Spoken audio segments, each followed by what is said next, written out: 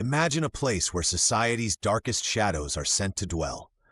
Far into the icy waters of the Bering Sea lies St. Matthew Island, a remote place untouched by human civilization but rich in wild, rugged beauty.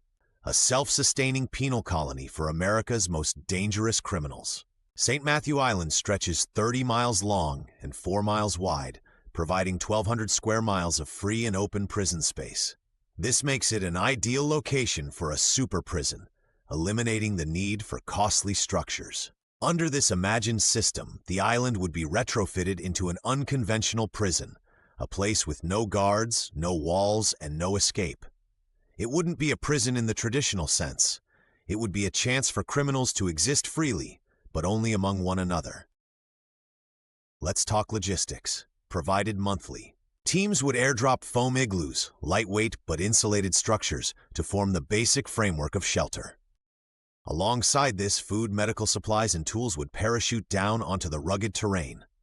It's survival of the fittest in its purest form, as the government provides only bare essentials. No luxuries, no comforts, and no way off the island. In addition to regular supply drops, criminal doctors, convicted of crimes such as malpractice or fraud, would be sent as part of this twisted society to tend to the sick and injured. Their skills would be valuable, but they too would face the same brutal reality as their peers. So how would this grim experiment be controlled? That's where technology plays its role. 2 heavily armed ships would patrol the surrounding waters.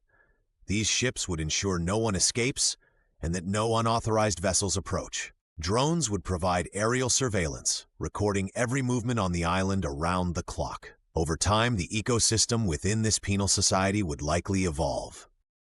Alliances would form, hierarchies would rise, and disputes would erupt, all shaped by the severe environment and the personalities of the people forced to live within it. The question many would ask is why?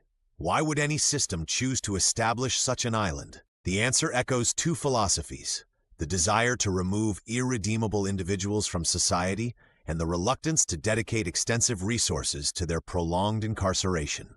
For America's worst offenders, serial killers, child predators, rapists, the island represents the final chapter of their reckoning. But here's where the story shifts from logistics to morality. What happens to humanity in a place stripped to its bare bones? Will these maligned individuals descend into chaos, leaving destruction in their wake? Or will fragments of cooperation and civility emerge amid the struggle to survive? Will grudges from past lives carry over, and will violence be king? Or, with time, might even the most broken spirits find redemption in their suffering and solitude? This isn't just a story about an island prison, it's a story about what makes us human. About justice, survival, and the unshakable question of whether people can truly change. Eskimos have chosen to live in such harsh conditions for thousands of years by choice, making it, in the eyes of some, the most humane form of punishment.